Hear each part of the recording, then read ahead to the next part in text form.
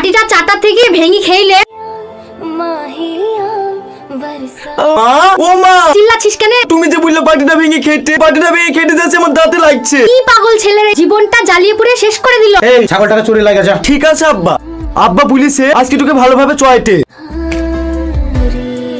ছাগলটা চড়াইছে নাকি দেখি সে ছোঁড়া।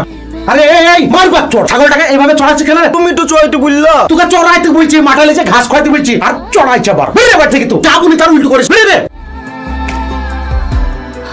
এই ছোড়াই, দিদিন মাছ ধরছে, বাবাটা ফেলে যাচ্ছিস। আমার মন খারাপ, তার লিগে ঢাল ফেলছি। তা তোর মন খারাপ হলে তো নদীতে ঢালা ফেলবি, তাহলে আমার মাথা ঢালা ফেল, তাহলে তোর মনটা ঠিক হয়ে যাবে। মা মা, গামছা দাও না, গাটা মুছবো। তুই যা গিলি। আমি পারবো না, তুমি দাও। পারবি নি তো নিজের বাপের লুঙ্গি খুলে মোল। আমিও পারবো না। আরে এই যা লুঙ্গি দেখ, শালা ছেলেকে মারবো চড়। মা এই তো বললো নুঙ্গিটা খুলে মুছতে দাও। নুঙ্গি দাও। লুঙ্গি ছাড়, গোষ্ঠী মার্কে দেখি তোরে।